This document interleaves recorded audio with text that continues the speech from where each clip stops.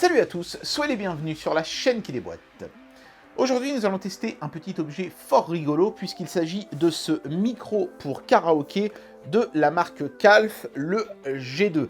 C'est un micro karaoké très haut de gamme qui vise donc un petit peu la case assez, j'ai envie de dire, restreinte des micros karaoké premium. Il coûte quand même une centaine d'euros au moment où je fais le test. Alors, est-ce que ça vaut le coup de mettre 100 billets dans un micro karaoké?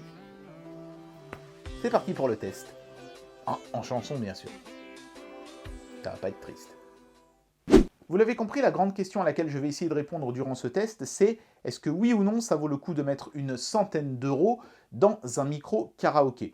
Là, j'ai envie de commencer par vous sortir le bon vieil adage, quand on aime, on ne compte pas. Si vous êtes un grand fan de karaoké, mettre 100 euros dans votre passion, pourquoi pas? Je veux dire, il y a des gens qui vont mettre 100 euros dans un vieux jeu vidéo de collection, il y a des gens qui vont mettre 100 euros dans un vinyle, 100 euros même parfois dans juste un timbre. Je vois pas pourquoi vous pourriez pas mettre 100 euros dans un micro karaoké. Donc ça, c'est la première chose. Si vous êtes un grand passionné de karaoké, vous pouvez, je pense, vous offrir ce micro, sous réserve qu'il soit de bonne qualité, et c'est ce que je vais essayer de déterminer dans ce test.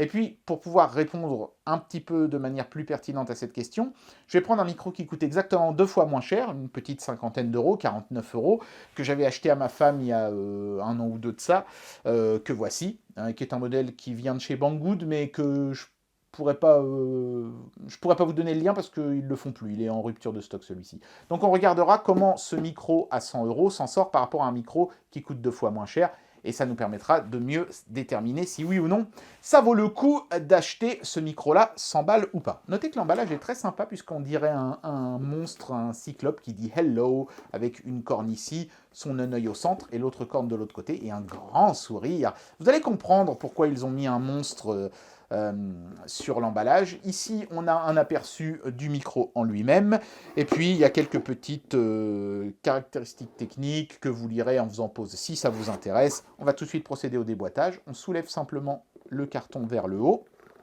Tac. Et le micro se dévoile à nous.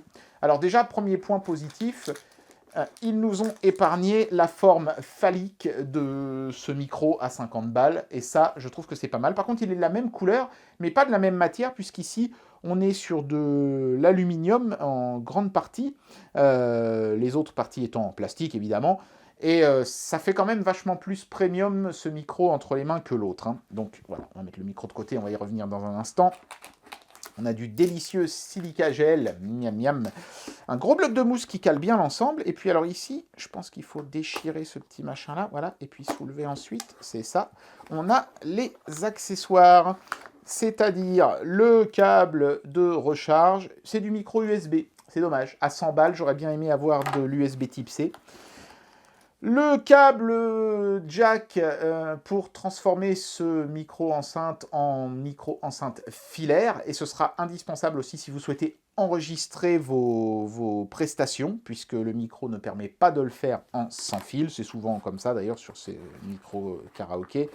Et puis on a le manuel d'utilisation, voilà, un vrai manuel, mais qui par contre malencontreusement plié en deux dans le packaging. C'est en anglais et en chinois. Voilà, donc il faudra comprendre un minimum l'anglais, mais vous allez voir que l'utilisation de ce produit est extrêmement simple. On va regarder ça dans le détail tout de suite. Ce micro n'est pas sans rappeler, je trouve, les gros micros, vous savez, qu'on voit souvent devant les hommes politiques quand ils sont interviewés par les stations de radio après avoir trempé dans une affaire un peu louche. Il y a toujours plein de micros et avec des énormes mousses comme ça devant eux, où il y a marqué RTL, Europe 1. Souvent, ces mousses sont là pour éviter que le vent ne perturbe l'ensemble. Là, je pense qu'elle est là pour éviter que le micro et les haut-parleurs n'interagissent trop entre eux et que ça fasse des parasites. Parce que c'est le selling point numéro 1 de ce micro. Il n'y a aucun sifflement, aucun parasite. Je ferai la comparaison avec le micro moins cher tout à l'heure. Vous allez voir que c'est assez flagrant. Après, le principe de fonctionnement est super simple. Le bouton Power ici permet aussi de changer de mode. Vous allez voir ça dans un instant. Ici, on a le réglage indépendant et du haut-parleur et du micro. Et sur le dessous, on a le bouton pour synchroniser le Bluetooth, les connectiques pour brancher le micro en filaire, à un ordinateur par exemple, et ici, la prise de recharge de la batterie en micro USB.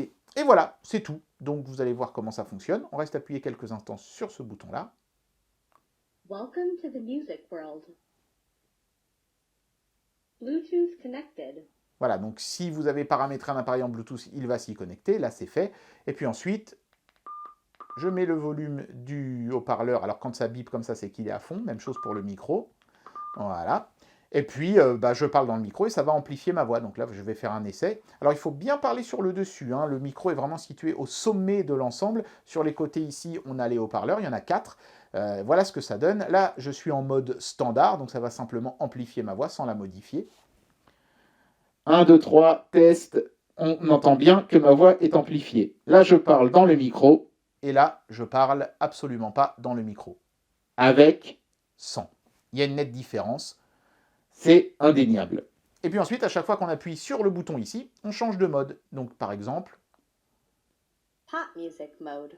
Voilà. Donc là, les modes musicaux variés, vous allez voir, il y en a plusieurs, augmentent entre autres la reverb. Et vous allez voir que ça résonne maintenant quand je parle dans le micro.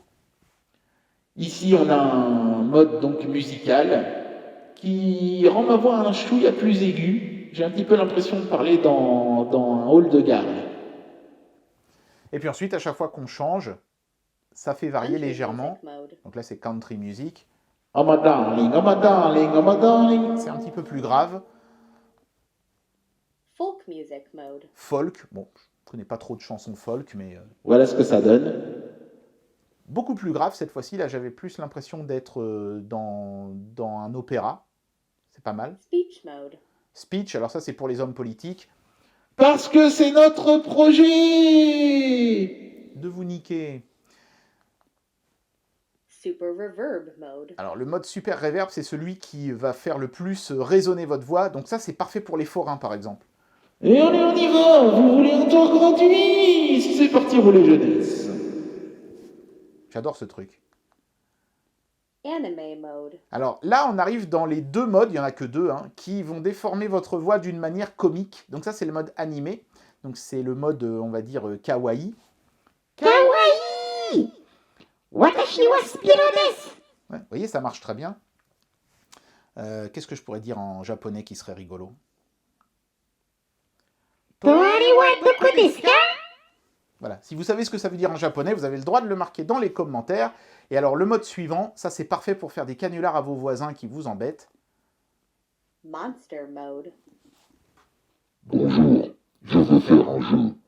Le dispositif sur votre tête représente les entraves que vous faites porter aux autres. Là, vous pouvez vraiment devenir très inquiétant avec ça. Mais ne le faites pas, hein, c'était une blague. Original mode. Et là, on revient au mode original qu'on avait testé en premier. Qui se contente d'amplifier ma voix sans mettre la moindre reverb ni rien du tout. Voilà, donc il y a déjà, vous voyez, avec ces différents modes, de quoi bien se marrer.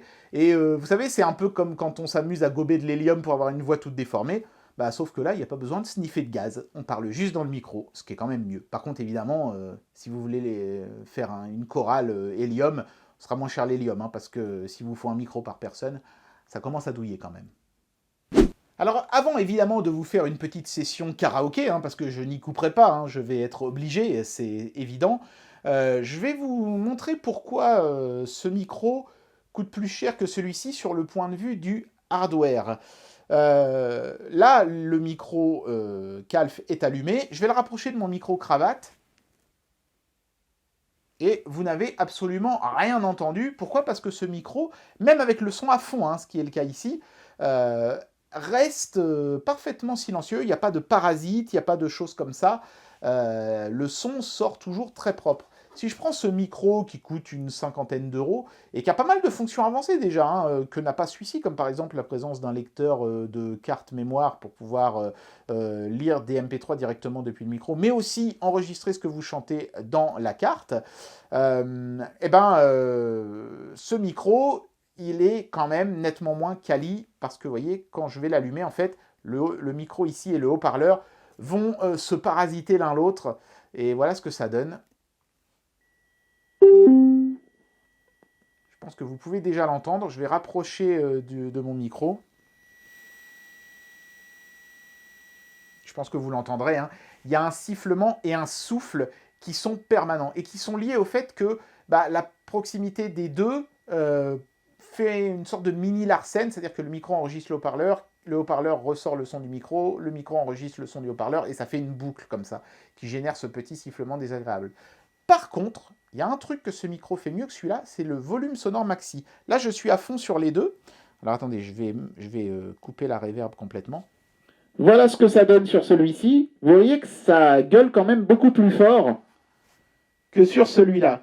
Après, la différence n'est pas si énorme, mais le micro moins cher a l'avantage de gueuler quand même plus fort. Donc si vous voulez animer une soirée dans une pièce assez grande, il s'en sortira un petit peu mieux. Mais ça se fait au prix de pas mal de parasites, et puis d'une saturation aussi. On entend quand même bien que ma voix est moins nette en sortie sur ce truc-là que sur celui-ci. Donc, en résumé, on n'est pas volé sur ce micro-là, puisqu'il y a eu un réel effort de la part du fabricant pour que le haut-parleur et le micro, qui sont pourtant assez proches sur ce modèle-là en plus, ne s'empiètent pas l'un sur l'autre, et le résultat est vraiment convaincant.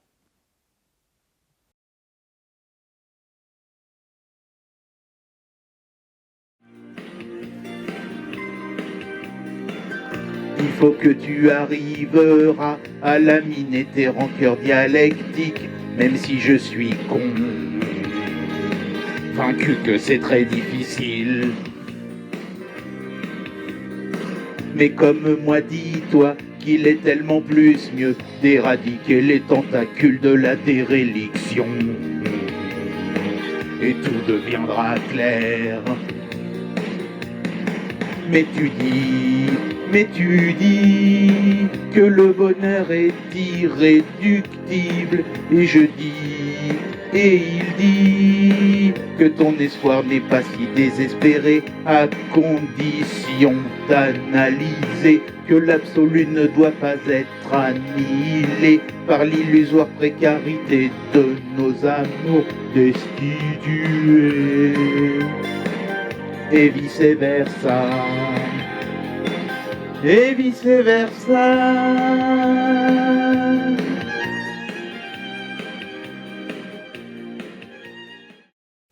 Bien, j'en arrive à la conclusion de cette vidéo. Je vais vous donner mon avis sur ce produit et je vais vous répondre à cette fameuse question. Est-ce que ça vaut le coup de mettre 100 € dans un tel micro? Et pour moi, la réponse est, si vous êtes un grand fan de karaoké, oui. Vous avez vraiment là un produit tout en un efficace, de qualité, avec plein de modes différents, donc vous en trouverez forcément un qui vous plaira pour chanter.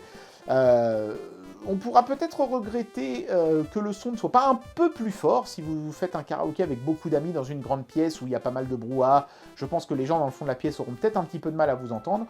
Le micro ne capte ma voix que si vraiment j'effleure avec mes lèvres le haut de la mousse.